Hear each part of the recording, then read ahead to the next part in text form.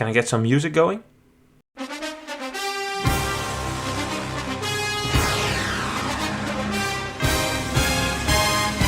Welcome to the Cyclocross Social podcast for USCX Series kick-off weekend. And we start the season in Roanoke, Virginia on a perfect weekend for cyclocross as Mr. USCX Series himself, Vincent Bastans, takes on the opposition. We welcome inside my respected and always knowledgeable partner Issam to analyze the racing. Welcome inside, Issam. Thank you for being here again. Thank you for having me. It's a pleasure. Yeah, need to up the game this year, need to tap into the American market, but yeah, it's an understatement to say I'm excited here for the first recap podcast of the year racing in Roanoke, Virginia for the first round of the USCX Series. Issam, what were your thoughts on the weekend? Happy to be back? Yeah, absolutely. The feeling that was lacking just before the weekend, now it's fully back, fully in cross mode, and I think we had a great weekend, to be honest, of racing, especially in the men's category. I think the women's category was also good, but the racing in the men's category was just a little closer at the front, and I think it was a great weekend to start with for the USCX series. Let's dive straight into the racing. It was hot, dry and dusty. It was a fast race. Ferdinand had the best start and created a leading group of 6 riders, which turned into 5 riders as Caleb Swartz was dropped. We had Ferdinand and Bastans at the front of the race, but it was mainly Strohmeyer who, together with Ferdinand, were calling the shots. Bastans was suffering. It was not his day. He was dropped for a while, managed to come back. Roulier, who was also in the front group, did the same, dropped but came back. The only stable factors up front were Ferdinand, Strohmeyer and White. But despite these struggles, all 5 riders went into the final lap together. In the final lap, it was Andrew Strohmeyer who went crazy. He put the hammer down. He went all out. It's not for the first time that race. He managed to drop White, who had made a move for the race lead before. Bastans was dropped before that already. We went into the final section of the course with 3 leaders. Andrew Strohmeyer, Anton Ferdinand and Loris Roulier. On that final part of the course, Roulier took the lead up the big climb and the tank was visually empty for Strohmeyer. He did what he could but had to leave a small gap to Roulier just before the final corner. The 2 bike lengths became 6 bike lengths through the corner and Roulier sprinted to victory, just ahead of Ferdinand, who overtook Strohmeyer on the line. Very entertaining race in some dry, fast conditions. What do you think of the racing itself? Roulier taking the win despite being dropped halfway through the race. What do you think was up there? It's not something we see that often, somebody being dropped, coming back, winning the race, at least in this context. Do you think they made a mistake letting him come back, letting him recover, or do you think there was more behind it? I don't think that Roulier was not in control of the race, but the gap was there at a certain point. You could maybe make use of it, but we have seen the riders like Strohmeyer really, trying multiple times in the race, and we saw that didn't really lead to something significant. Obviously, the other riders have to follow. The other riders have to also put in an effort. But I think on a course like this, those small differences, while they obviously are not nice for someone to have, it is, a bit in the nature of the racing as well, because it's quite hard, especially the more you're at the back, the more you have to close the gaps. And I think, at that time, Roulier was not at the front, and then you're at the back. So it is quite, that is, I think that was just because of the nature of the race. And then after that, Roulier kind of knew that from there he had to be more at the front. And I think then he learned his lesson and made sure that in the last lap he was at the front at the right time. Yeah, very good point you raised there. Because the course was so fast and so dry, positioning was absolutely key there. You needed to position yourself right at the front of the group. Ideally, you would sit in second or third wheel, but if you were further behind, you would eventually just get stretched out. And we saw that first with Caleb Swartz. I think he was already super happy to make it into that front group. But the mistake he made was sitting at the back, sitting in sixth wheel all of the time. Maybe he just absolutely didn't have the legs to move up, but there were some moments, especially on the road, where I would have liked to see him make a move to the front. Just position yourself up front there. You're going to be saving so much energy. His course had quite a lot of corners, quite a bit of climbing as well, from at some points basically a standstill. If you are at the back there, you are still braking to get into the corner, whilst the others are already going full out up the climb or accelerating onto the straight. You need to be up front. And Roulier was mastering that for most of the race. I think the first 35 minutes he barely hit the wind. He was just sitting in second, third, controlling the race. When he came at the back, indeed, he got dropped, managed to come back. I think that was a bit in the nature of the race, as Bastans did the same. Curtis White had that same issue in the beginning of the race of sitting at the back a bit too much, but he got into the mix a bit later. The ideal thing here, especially for Roulier, I think, was that Strohmeyer and Ferdinand were both just absolutely sending it. They were just firing shots all of the time.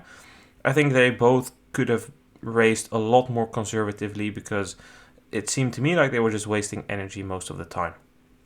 Yeah, I fully agree. I think these type of races, especially the race on the Saturday, which was fast, you need to be a little bit easy on your energy, because you will need it in the end. And at a certain, the beginning of the race and the middle of the race, you will not feel tired in a way. Obviously, it's very hard because you have to go on a very high pace. But it's the last lap or the last couple of laps where you will feel it a little bit more, the actions that you have done before. But to be honest, both Strohmeyer and Ferdinand were both at the front till the end of the race. But then you could maybe ask yourself, or at least those guys could ask themselves, what could have been? Because I think both Strohmeyer and Ferdinand were very strong, really trying to make a very hard race out of it. But I just don't think that was the right strategy. And I think mainly Ferdinand also after the race acknowledged that was not really the smartest thing to do, and that he would try to learn from it and don't make the same mistake on the Sunday race. Strohmeyer, on the other hand, was a bit more, I don't know, he was quite happy with his race, the way he was racing it, but I think it's also a bit the mentality of those guys. You could clearly see that someone like Curtis White, Roulier and Bastans have been racing in the elite category for victories, and I think Ferdinand and Strohmeyer haven't been doing that so much. Ferdinand, I think, has done some elite racing. Strohmeyer, I don't know, couple maybe, but not really, not really for the win at that point. So I think that is just, it's a different way of racing, and I think that was kind of the reason why those guys were really going at it from the moment they could. Yeah, I can get it from the perspective of Strohmeyer. He said it, I was just trying and enjoying myself up front. And fair play to him. I mean, he's a last year U23, but don't underestimate him on these type of courses. Last year, he got 6th in Tabor, got another top 10 in Benidorm and Troy in the U23. No, that was Besançon, the U23 World Cups. He's pretty good on fast courses, as demonstrated in those races. He did super well here, and I mean, I get that he's excited and he will learn from this. As you say, he's not used to it. But for Ferdinand, the second year elite, last year he did some international racing, won a Toy Cup, raced in Spain for the win, ended on the podium there, ended on the podium in Germany, ended in the podium in Switzerland. A guy like this should know a bit better, and I think he made too many mistakes this weekend. Not only the Saturday race, but also the Sunday race, which we'll come to later. There's definitely some learning curve points there still for Ferdinand, who just didn't race enough with his head. You could see that the tank was just empty for Strohmeyer and Ferdinand, especially Strohmeyer, because when Roulier, he didn't even need to fully go. He was just preparing the sprint and Strohmeyer already dropped the gap. And then even on that super short finish straight, he still got passed by Ferdinand. Well, thank God that he at least felt a little bit those attacks that he was doing. But I think that Ferdinand, after, still being able to pass Strohmeyer there, definitely felt that he might have, left a potential race win. But I have to agree on the fact that Roulier definitely looked, especially if you, consider his last lap, the way he was riding and the way he was able to kind of control the lead. Definitely looked to me like he was a bit the strongest, definitely the smartest during the race. it was actually a great course to watch because there were definitely a couple of sections where you could pass the rider, and it was also quite technical at some sections as well. So it was a treat to watch them in the final lap, trying to pass them. Curtis White with a very late move, try to get around, maybe get a podium spot. I definitely think that he had the possibility to do so, but yeah, just not really the right time. Couldn't get around, and then you're kind of stuck in fourth position. And for him, it was then kind of done and over to get himself a podium spot. On the other side of the spectrum, we had Bastans, normally the master of racing with his head, racing economically. He didn't seem to have it. What was up, Issam? Was it maybe the decline? I mean, we discussed it in the preview podcast that we thought he wouldn't be as strong as in previous seasons. But that fifth, okay, sure, we will come to the Sunday race, which was already better for him. But what are your conclusions on Bastans, Issam, or your premature conclusions? It was a hard day in the office for him. I think he was, I wouldn't say struggling, but it was definitely difficult for him to make a move. Couldn't really utilize his experience. I think he used experience to make it an easier day, but in the end, he just didn't had enough to fight for a podium. I don't know. It could have several reasons. Obviously, what I heard that he arrived in the States Friday morning, not ideal. So he was probably still having some sort of a jet lag in a way. Preparation wasn't probably the most ideal, but I think it goes both ways. It might be a sort of a decline, which is normal for in the at the point of a career where he is at. But it was also maybe a fast race which didn't really suit him. I don't know. I think it has a bit of several reasons. Arriving late also has is definitely part of why you could not perform well. So yeah, I think overall he didn't really have to look too much into it. He was kind of thereabout, and just the start of the season. So it's not a shocking result, but I don't think it was something that he would have wanted in the first day.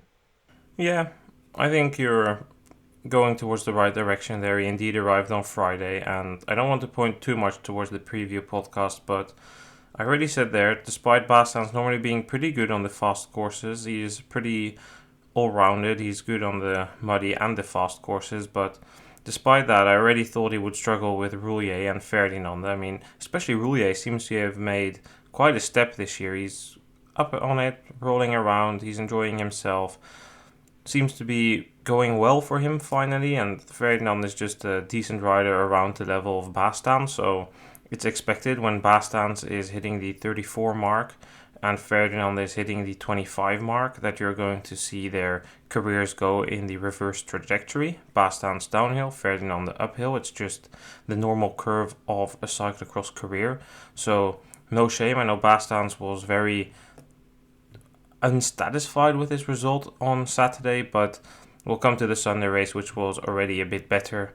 But yeah, for Bastans, normally the master of economic riding, here I would say that he sat at the back a bit too much. That fifth place, which he was in most of the time, it was a bit too much with the way this race was raced. With Ferdinand and Strohmeyer just going at it at the front, you needed to be like Roulier or White, just swapping that second, third and fourth place. You really don't want to be further behind than fourth.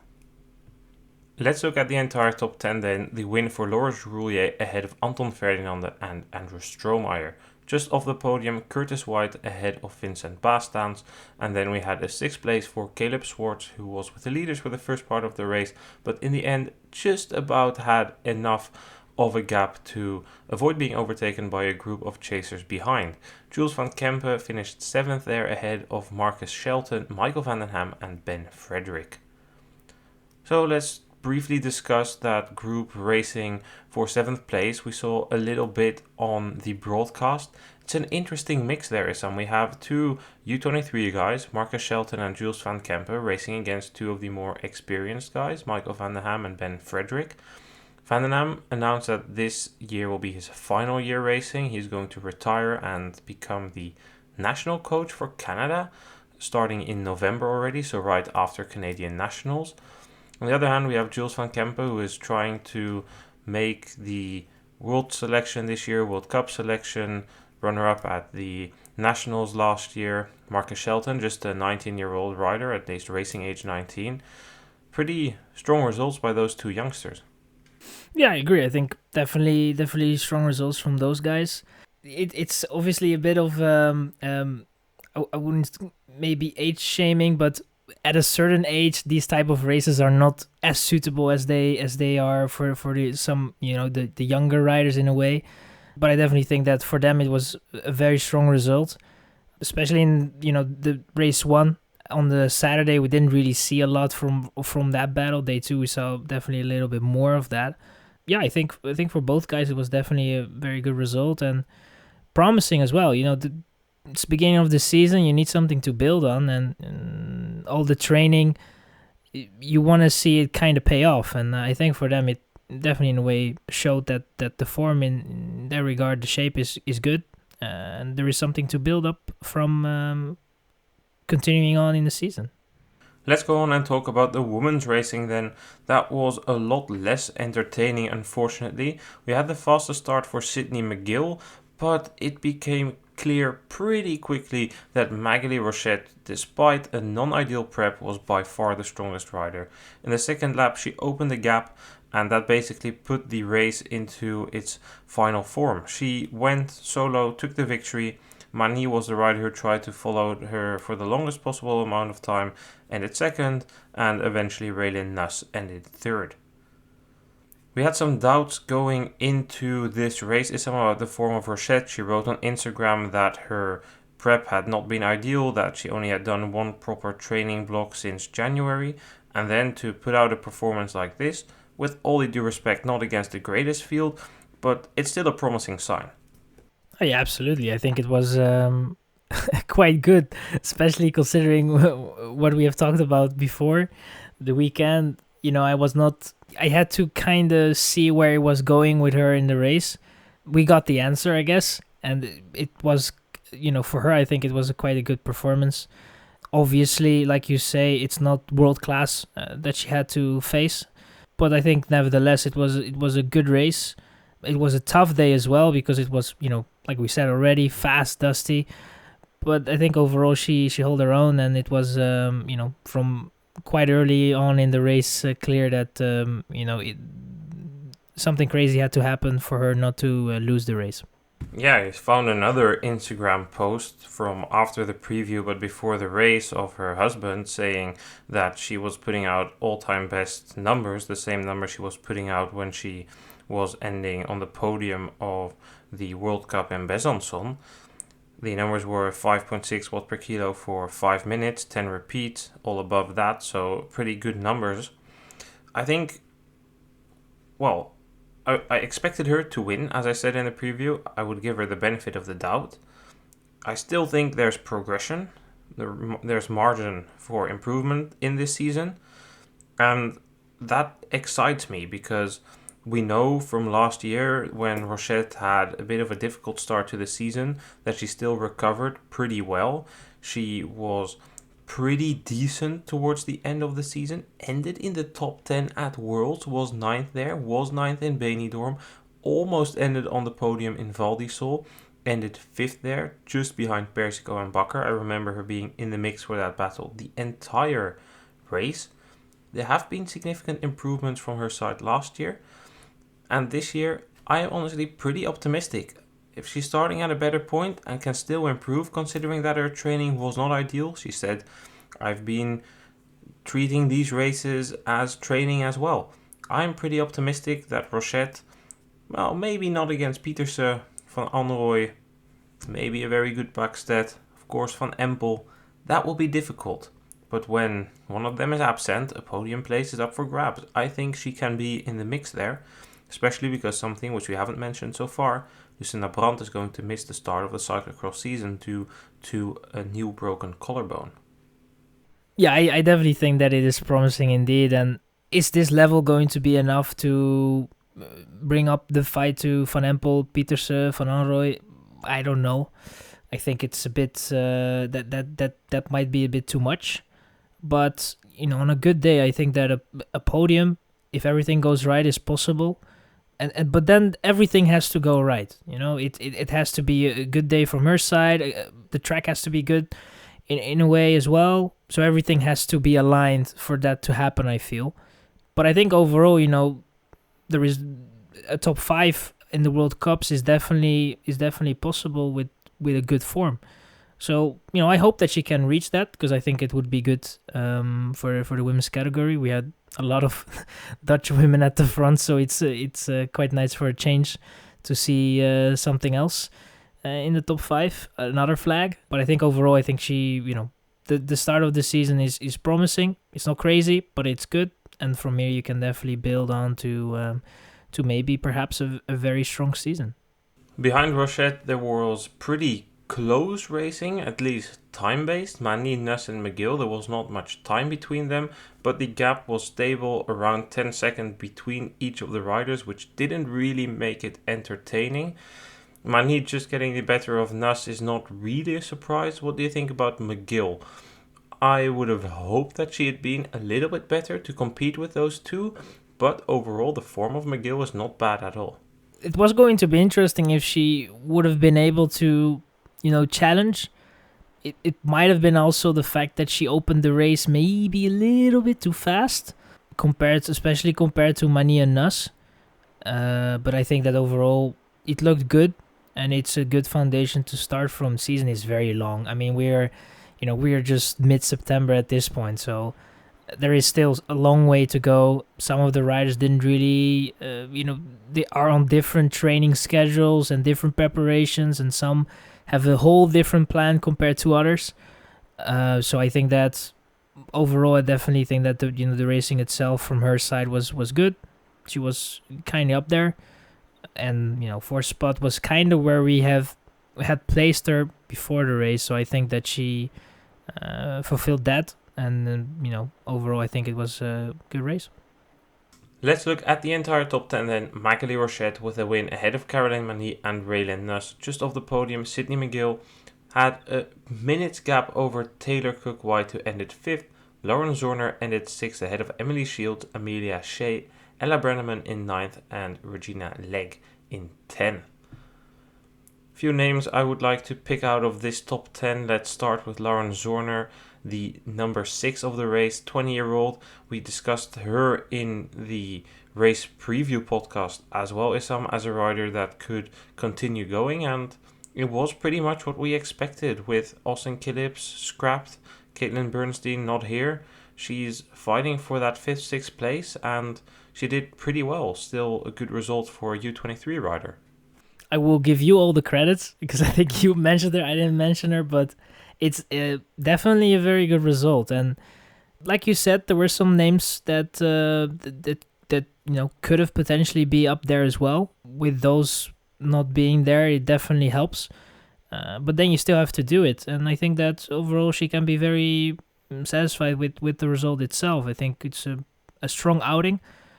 Difficult circumstances as well. It was definitely a race where you could go too fast, pace yourself out a little bit too fast, and then hit a wall, not being able to continue the same pace that you were doing, and miss out on a good result. And she didn't really do that. Quite the opposite, was able to get into some sort of a rhythm, and managed to the 6th place. So I think strong outing from her. A final name I would like to mention here is the one of Ella Brenneman, first year U23, 9th place here, racing for the CX Hares Trek Bikes development team.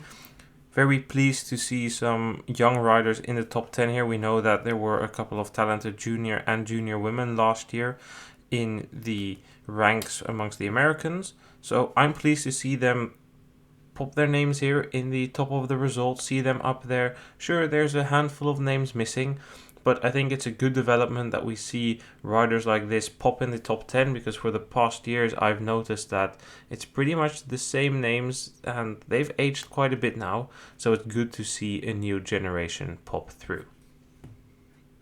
Then it's time for a new segment on this podcast.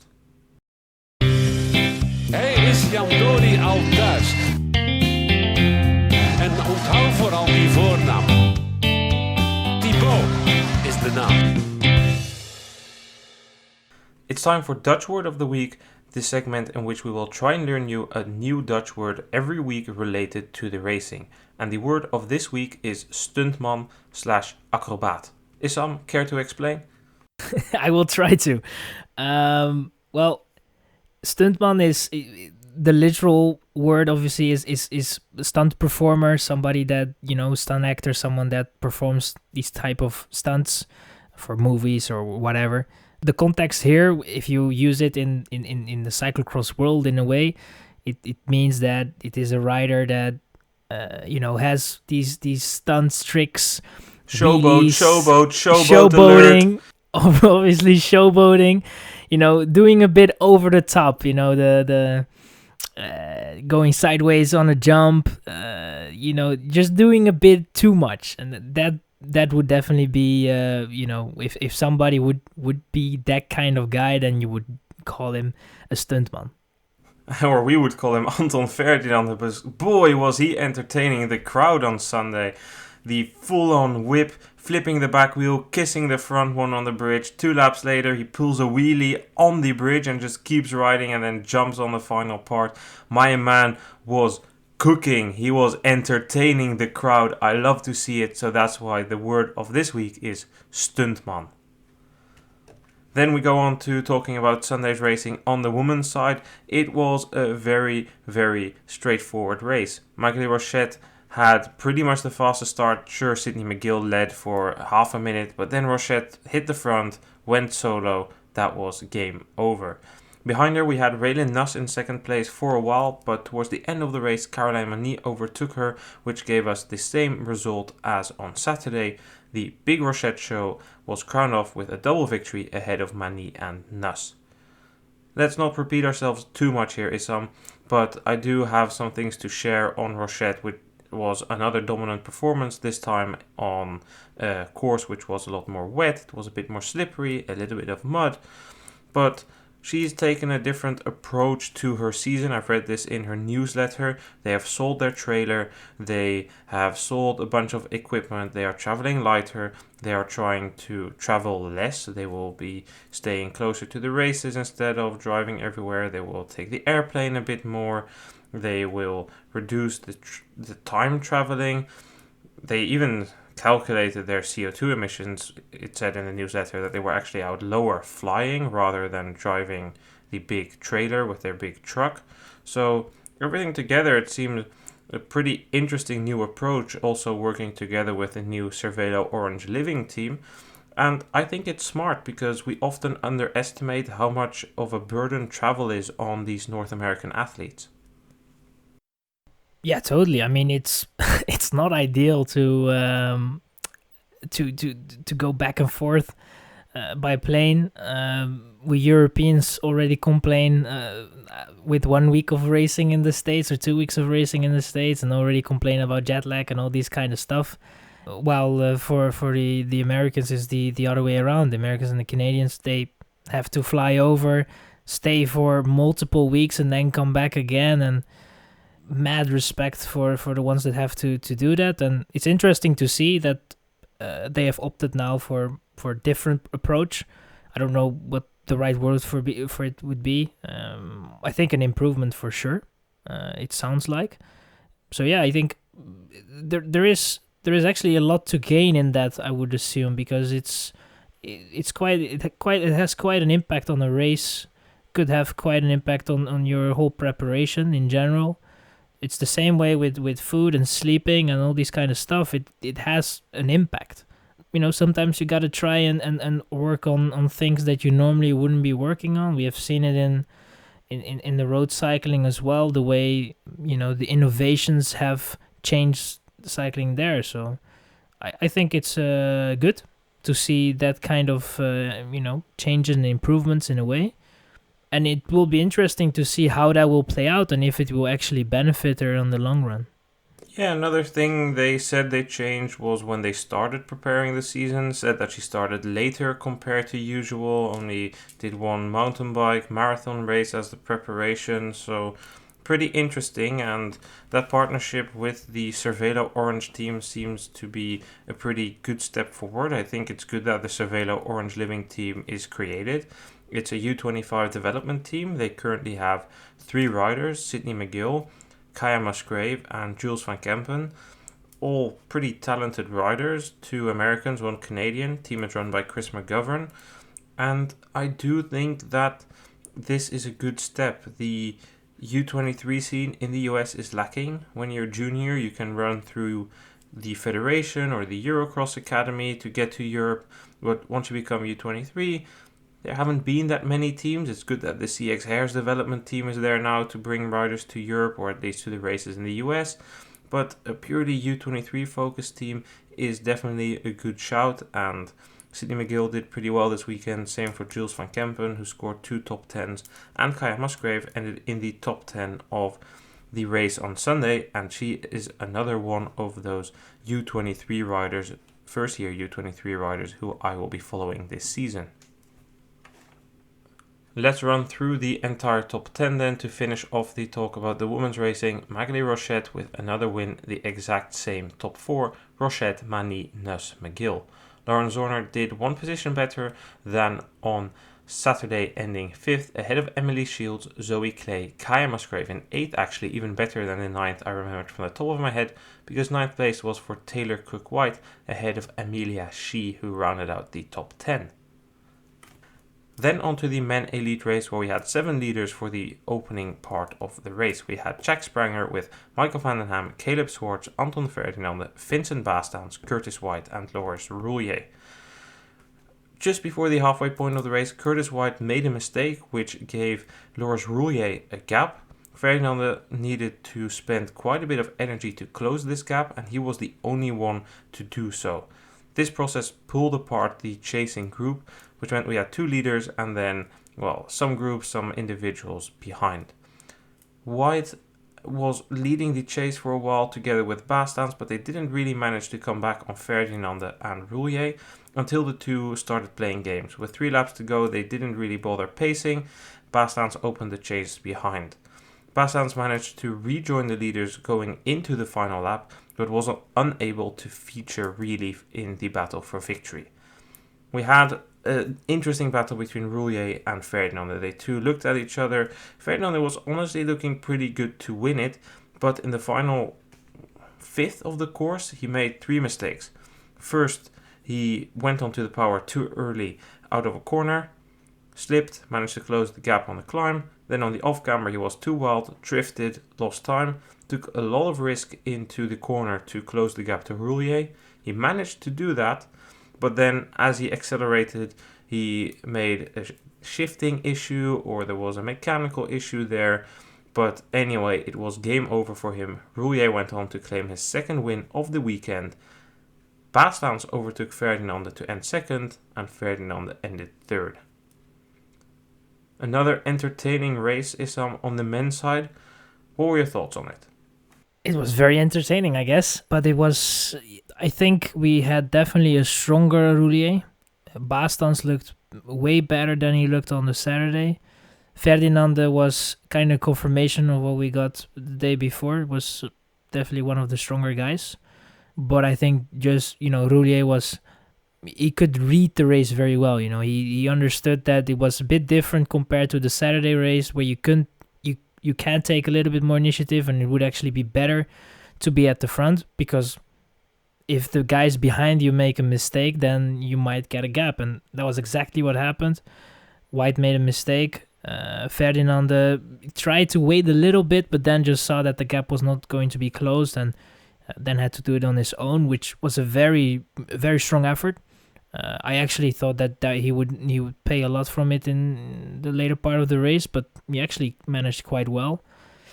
Yeah, and then the mistakes in the end from Ferdinand were just a bit too much. I think after the Saturday race, he really wanted to win. He felt that he could have won maybe if he did the race a little bit different, and that might have played a role. He was doing a bit too much in the last lap, especially with the mistakes there in the end. And then it was he's actually lucky that he still got a podium spot out of it, because I thought it was over, but for some reason he got it back on. He got it back on and was able to continue and finish in third. I think that White also kind of gave up on a podium position, but yeah, it was an entertaining race. It was different conditions, which made it even more fun. The course layout was a little bit different as well. I think overall it was a great race to watch. Yeah, I fully agree with you. Ferdinand seemed to be a bit too eager there at the end. All mistakes that could have been avoided. Probably a bit of inexperience there as well, despite having raced for the win, and you wouldn't expect a guy like Ferdinand to make these mistakes. It happens. I think he's just a little bit too eager at the moment, but I do think that he will win a race somewhere here. I mean, at the very least, he's going to win Indianapolis, but he should win one of these USCX rounds because his form is pretty good. But Bastans, he seemed to be improving a lot, and I think the interesting thing about Bastans was he didn't make a strong impression. His form was a bit on and off. We discussed the reasons earlier this podcast, but at the end of the race, he was there. There were a couple of people questioning why he didn't make a move in that final lap. Well, he tried to make one, but that got countered pretty easily. I rewatched that final lap, like I always do, but what Bastans did, I don't call it a mistake, but right off the start-finish straight, going into the final lap, he can see that Roulier and Ferdinand are playing games. He absolutely destroys himself riding up that climb to rejoin them at the front. I don't call it a mistake, because he doesn't know what Roulier and Ferdinand are going to do. He's just thinking, I need to rejoin those leaders, then I will see what happens. If he waits and thinks like, oh, I will just pace myself, catch up 4 seconds here, then 1 second in the downhill, etc. For all he knows, Roulier might send it, or Ferdinand. He needs to join them as soon as possible, so he does that. But in doing so, he burned all the matches he had and was done for. So at the end of the day, it is what it is. Second, lucky to still get Ferdinand there, but I would say that things did look a lot better for Bastans on the Sunday than on the Saturday, and I can't believe I haven't mentioned this. It is the season opener.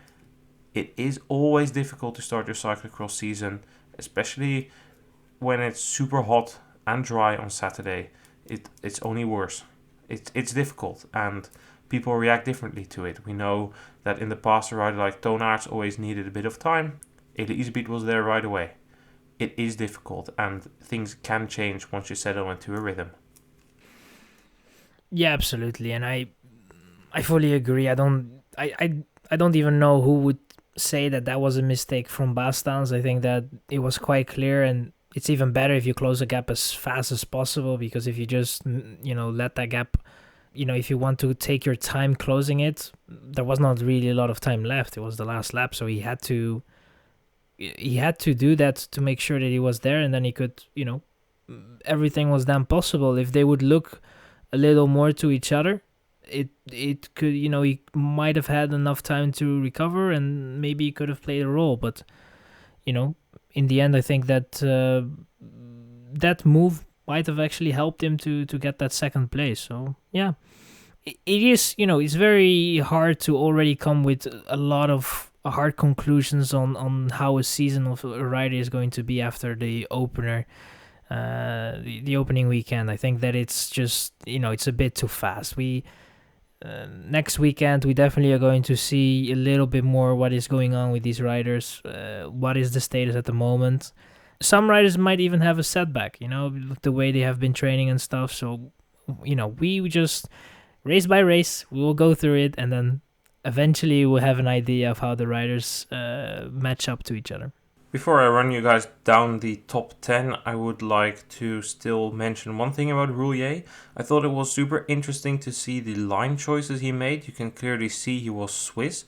He was taking a couple of wide lines, especially in this downhill before the stairs. There was this switchback left-hander, and already on Saturday he was taking a way wider line, which gave him a lot higher speed heading towards the next right-hander. And you could see that on Sunday, most riders followed this line, especially as it had gotten a bit slippery. And he did this through more corners, which was interesting because he was pretty much the only one racing this aggressively looking for the green. Might have to do with the fact that he was running a bit more pressure than the rest, or maybe even a different thread, although I think it was just the pressure. Let's look at the top 10 then. Roulier ahead of Baasans and Ferdinand. Then a couple of Americans just off the podium. Curtis White, the national champion, in 4th ahead of Jack Spranger. Andrew Dillman ended 6th ahead of Caleb Swartz. Then 8th place for Michael van den Ham ahead of Marcus Shelton and Jules van Kempen, who finished in 10th. Couple of names here, Issam. First of all, Jack Spranger, and let's mention him together with Marcus Shelton, 2 U23 riders in the top 10, both racing for the Bear CX team. Pretty good ride, especially by Jack Spranger. Yeah, totally agree. I think it was a very, very strong ride from both guys, but especially from Jack Spranger.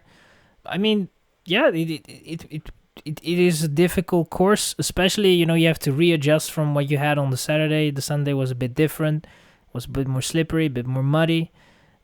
So you had to adjust, and I think they both did very well. Spranger a little bit better.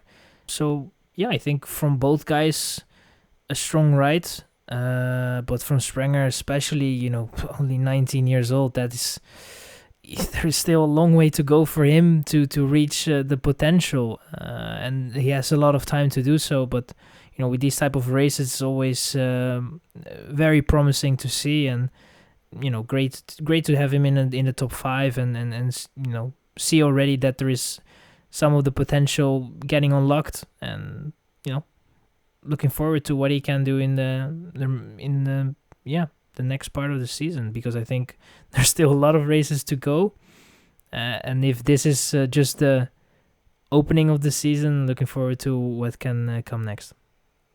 Spranger is just a very talented guy. When he was a second-year junior, he raced in Loenhout, ended second there behind Kenai de Mooijer. He's riding for Pauwelsausen now. He finished ahead of Kai de Bruikere, another rider who's been with Pauwelsausen. He finished ahead of Aaron Dox, a guy who is with Credan Corendon now. This is a very talented guy, and it's good to see that talent come out. He posted on Instagram that the first day was a terrible day for him. He felt like it was one of the worst days on the bike ever for him. He doubted his form, but that the next day he was finally able to hit back. He will go mountain biking now. There's 2 World Cups left. Understandable, this guy is also pretty talented on the mountain bike, although I would love to see what he will do later this cross season, potentially coming to Europe, coming to Worlds. But this is a talented guy, and Marcus Shelton with 2 top 10s is also following him. And this is a guy who has not been on my radar since he was racing the juniors. I do know he came to Europe to race when he was a junior. I think he got sick. I think he was with Eurocross Academy from the top of my head. I know he did well in the American scene. His name didn't really stick. But no, he's been doing very well this year so far, and good start to the season for both. And yeah, I mean, overall, quite some guys that can take positive. Caleb Swartz, 2 pretty good results. Needs to maybe get that little bit more endurance, fading back in the back of the race a little bit, but good result for him. Jules van Kempen with another top 10, also a decent ride by him. He said he made a couple of mistakes, too many mistakes in the beginning of the race, but overall a decent result by him. Another U23 just outside of the top 10, Dylan Sarkazak, decent result by him as well. Only name really missing was Andrew Strohmeyer, of course, the animator on Saturday. I don't really know what was up, Issam. I don't know if you have any information. I couldn't find anything, but was at the front for 2 minutes at the start of the race and then just disappeared. Yeah, I know as much as you do. There was some mention of him in the broadcast that he was moving up again, but I don't know what happened. It was, like you said, it was in the first lap. It was kind of there, and then all of a sudden we couldn't see him anymore, and it was kind of done. I don't know if that was mechanical. It almost has to be, I guess, but we are not certain. We don't know what happened, and it's all guessing for us. So maybe we find out next week. Yeah, I do think there has been some sort of issue. He withdrew from the race eventually, but around the midway point of the race, he was back up to around 12th place, I saw on the live timing, and then faded, but maybe we'll know by next week. Let's briefly go through the standings, because they are not that surprising. Doris Roulier leads ahead of Anton Ferdinand and Vincent Baastans. He has a 20 and 26 point lead respectively. On the women's side, Magali Rochette leads Mani by 16 points. Raylan Nuss sits in third, a bit further down, 24 points to be precise. Then, to end this podcast, another new segment. Noah in the fields. Welcome to the first intersection of Noah in the fields. Today I am in Mechelen, coming to you from the riders parking. We just had the first real race, or real important race, the women elite combined with women U23 and women junior. Marie Schreiber, the champion of Luxembourg, won twice last week in Germany and looked to be the strongest rider all race here. She was the most powerful, was able to ride up the steepest and hardest climb as the only rider. Despite that, she had fierce opposition from Benveld and Van Alphen for most of the race. But in the final laps, she was able to get away. With 2 laps to go, she opened a 15-second gap. But Van Alphen managed to come back to 7 seconds. Schreiber, probably feeling the pressure, took a tumble, and that meant that Van Alphen came into the race lead. Schreiber at some point managed to close a gap of almost 10 seconds. She was right in the wheel, but then slid again. No crash, but just a small mistake. And that meant that Van Alphen was gone and took the win ahead of Schreiber. Benveld ended third.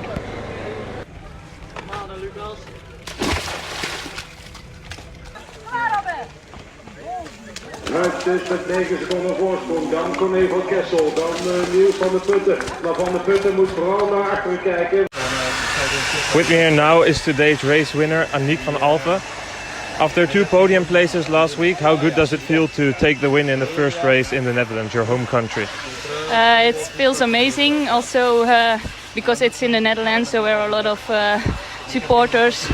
The final lap, it was very hard, but also amazing with all the support from the Dutch people. It was a bit less hot this week than last week, but still very hot, these races. How do you deal with the heat? Yeah, it was still a bit too hot for me, I think. For cyclocross, it's too hot. So last week I had a bottle of water on my bike, but today not. And the final laps I missed it, so it was hard. But I think when nobody has a bottle or something, it's for everybody the same. So it doesn't matter. It's hard to not go over your limit in the heat. Do you think you paced yourself well, considering in the final lap you were able to defend off Marie Schreiber, who of course crashed, but still you managed to prevent her from coming back? Yeah, I think I did it perfect. So I had one pace the whole race, and the final lap I maybe was a bit faster than the laps before. So yeah, that makes that I'm stronger maybe the final lap and make less technical mistakes. So that's why I took the win. Then final question, last year for the more international viewers, you had your breakthrough taking the win in the Super Prestige in Boom. Is that something you hope to do again, continue building to be at the front in those type of races? Yeah, I hope to take victories maybe in a bigger race like the Super Prestige or something, or maybe a podium spot on the World Cup. So we will see what the season will bring. Thank you very much. Hier ondertussen de doorkomst van de man uit Den Bosch, Lucas Baltus, kijkt met een schuin oogje naar het rondebord. Staat er nou 4? Ja, er staat inderdaad nog 4. Aan de kant van de Tour, ook voor Julian Keijsen. Nog een 4-tal ronden te rijden. 4 laps of racing to go. I just spoke with Lars Boom, who confirmed to me that Blanka Vash will be starting her season in Oosterwijk on the 14th of October, most likely. No American trip for SD Works. And then from there on, they will roll into the World Cups, which will be the predominant focus of their season with both Schreiber and Vash. Vash will be racing the test event in Paris, and she is doing that after she raced the U23 Worlds and confirmed what we thought, that the decision to race U23 there was simply to get the Olympic ticket, which is also why she is racing the test event, because she wants to score a medal and thinks that should be realistic considering her 4th place in Tokyo. Now I'm going to try and find a new sheriff, because there is a new sheriff in town, the new owner of the Krelan and the new sponsor, Corendon. We didn't like the jersey, but let's try and find the new sheriff there, the boss of the team, Thomas Snijders, who is new in running that team.